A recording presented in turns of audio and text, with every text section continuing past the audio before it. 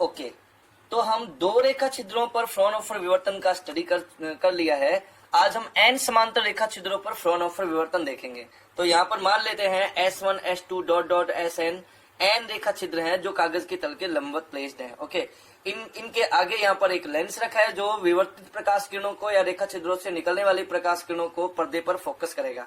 Okay, पर्दे में दो बिंदु हैं, मैंने यहाँ पर लिखे हैं P और P1। P वो बिंदु है जिस पर सभी समांतर रेखाएं अध्यारोपित होती हैं, अर्थात समान कला में अध्यारोपित होती हैं। तो P बिंदु पर हमेशा क्या बनेगा, यहाँ पर केंद्रीय उच्चिष्ट बनेगा। P बिंदु पर हमेशा क्या बनेगा, केंद्रीय उच्चिष्ट बनेगा। ओके, जबकि P1 बिंदु थीटा कोण पर विवर्तित तरंगों की वजह से है, तो P1 बिंदु पर क्या बनेगा, निम्निष्ट भी बन सकता है और उच्चिष्ट भी बन सकता है। वो केस है, स्थिति है जो हम आगे डिस्कस करेंगे। यहाँ पर WW' क्या है, WW' क्या यहाँ पर समतल तरंगाग्र है। WW' क्या यहाँ पर समतल तरंगाग्र है। ओके, और एन समांतर स्लिट कह रहे हैं हम इसे। यदि एन समांतर स्लिट इस प्रकार से हो तो इसको हम विवर्तन ग्रेटिंग कहते हैं। ओके, और यहाँ पर प्रभावी चौड़ाई कितनी है, प्रभावी दूरी कितनी है संगत बिंदुओं के बीच, वो क्या रहेगी, a+b रहेगी, जहाँ a स्लिट का आकार है और b क्या है, दो स्लिटों के बीच का अपारदर्शी भाग का आकार। तो संगत बिंदुओं के बीच की दूरी क्या रहेगी, a+b। इसके बारे में हमने लास्ट क्लास में डिस्कस किया हुआ है। ओके, अभी यहाँ पर ये जो n समांतर रेखा छिद्र है ये एकल स्लिट ही है और एकल स्लिट कागज के तल के लंबवत रखी हुई है। ओके, अब किसी एक स्लिट पर आप लोग थोड़ा ध्यान से देखें इसको। मान लेते हैं कि S1 कोई स्लिट है।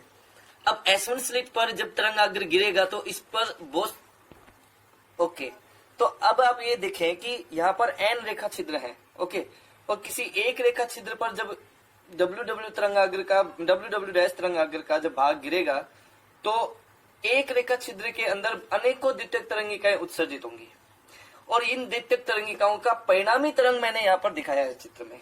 तो ये जो सभी S1 S2 S3 dot dot Sn से जो तरंगे निकल रही हैं ये हर एक रेखा छिद्र से निकलने वाली परिणामी तरंगे हैं। ओके, तो एक तरंग मैंने दिखाई है जो समान कला में जा रही है और दूसरी तरंग जा रही है जो थीटा कोण पर विवर्तित हो रही है। हर एक स्लिट से मैंने दो तरंगे दिखाई है। ओके, अब आप देखें कि प्रत्येक स्लिट से दो तरंगे मैंने निकाली है, एक थीटा कोण पर विवर्तित हो रही है और एक इस स्लिट के लंबवत गुजर रही है। ओके, और P बिंदु पर केंद्रित हो रही है।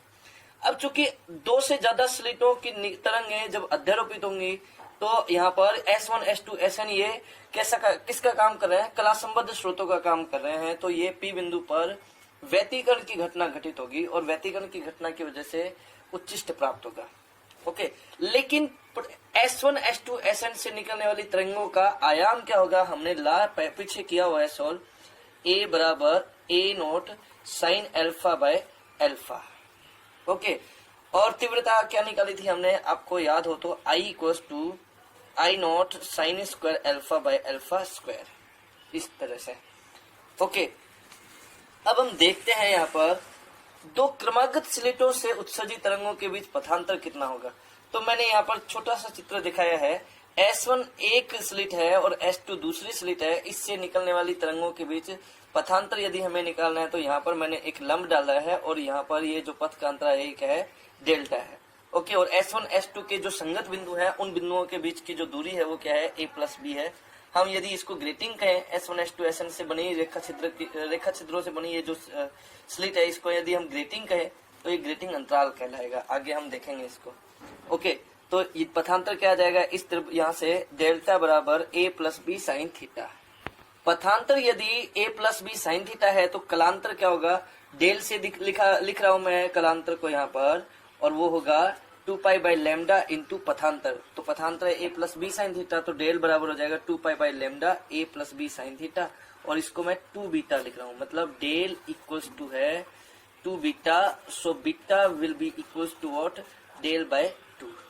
ओके, अब यहाँ पर हमें थोड़ा सा सदिश संयोजन का यूज करेंगे, क्योंकि अभी यहाँ पर सदिश संयोजन का यूज अब देखें तो फिर बहुभुज के नियम से सभी स्लिटों से निकलने वाली तरंगों का परिणामी आयाम को यदि हम बहुभुज की क्रमागत भुजाओं पर दर्शाएं क्रमागत भुजाओं पर दर्शाएं तो इनका परिणामी आयाम किस प्रकार से व्यक्त होगा।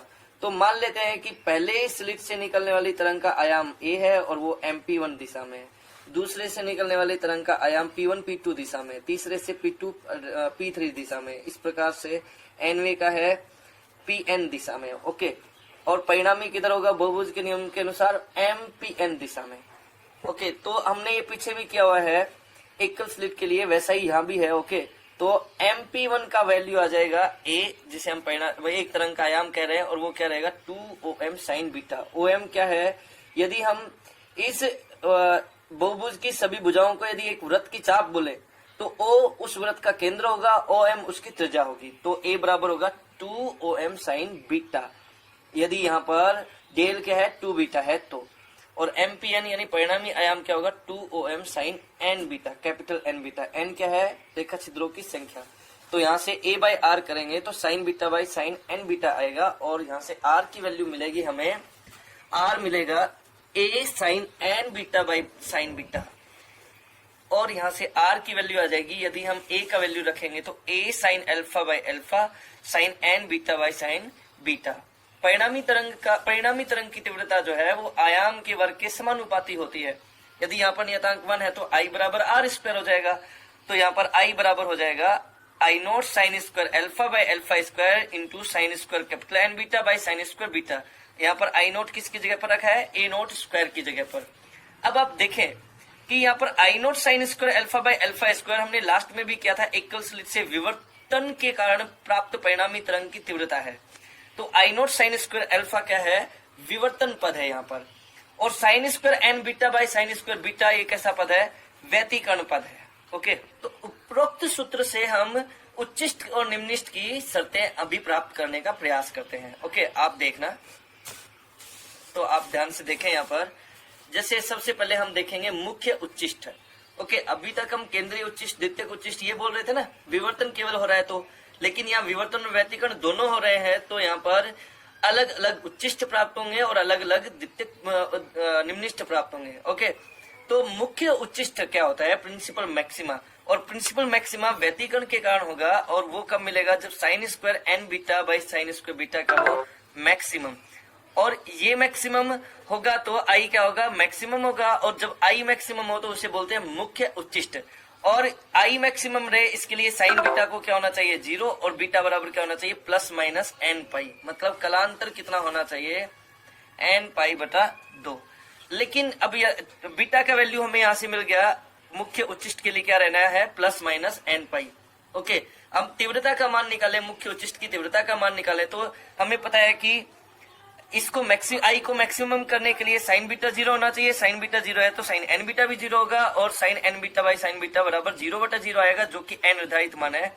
तो ऐसी स्थिति में sine n beta by sine beta का मान हम DL हॉस्पिटल रूल से फाइंड आउट करेंगे। DL हॉस्पिटल रूल क्या कहता है कि जिस मान के लिए n निर्धारित मान आ रहा है वहां पर हम लिमिट लगाएंगे, limit beta tends to n pi sine n beta by sine beta, और इसका हम अवकलन करेंगे, limit beta tends to n pi into limit beta tends to n pi d beta sine n beta by D beta sine beta. तो यदि इसको simplify करेंगे तो limit beta tends to n pi n cos n beta by cos beta बराबर plus minus n।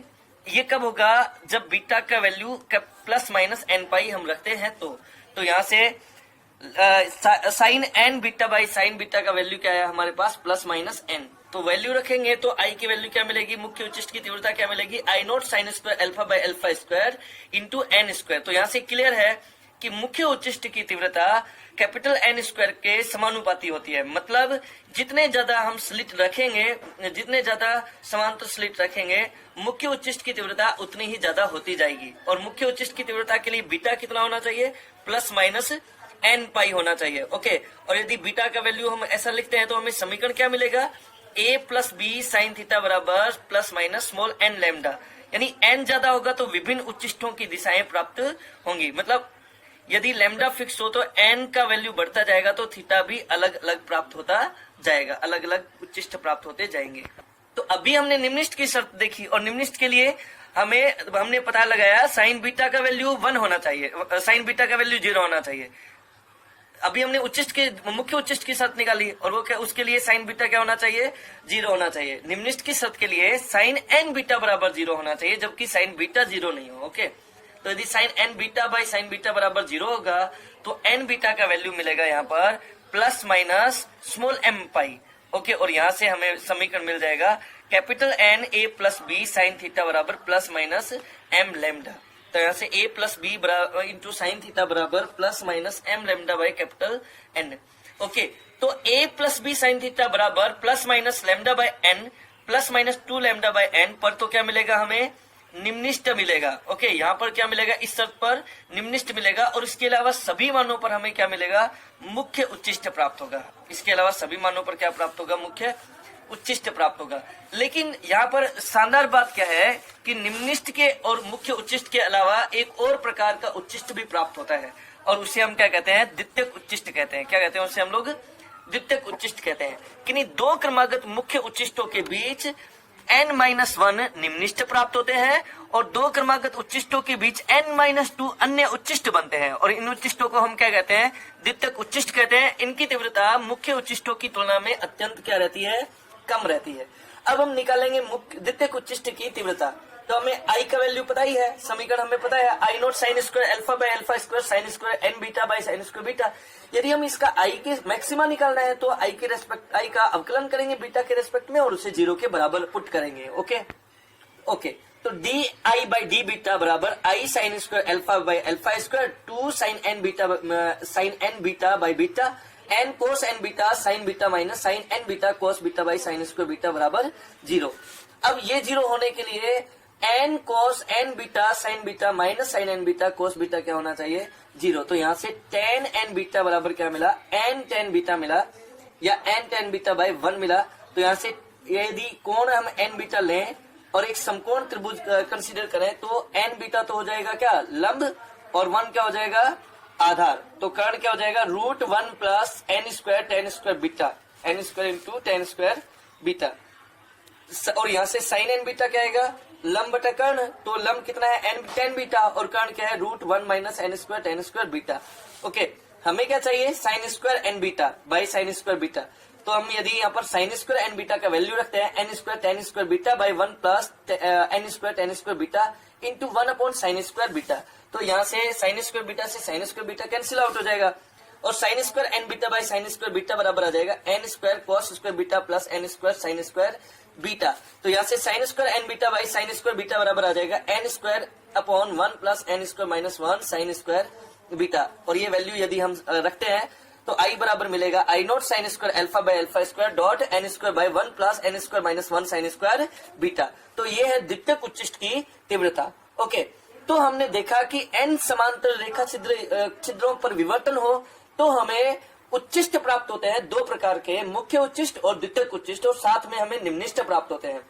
तो यदि मुख्य उच्चिष्ट प्राप्त होते हैं तो उन एन मुख्य उच्चिष्टों के बीच n-1 तो निम्निष्ट मिलते हैं और n-2 द्वितीयक उच्चिष्ट प्राप्त होते हैं। आई होप कि आपको एन समांतर रेखा छिद्रों के कारण विवर्तन की घटना का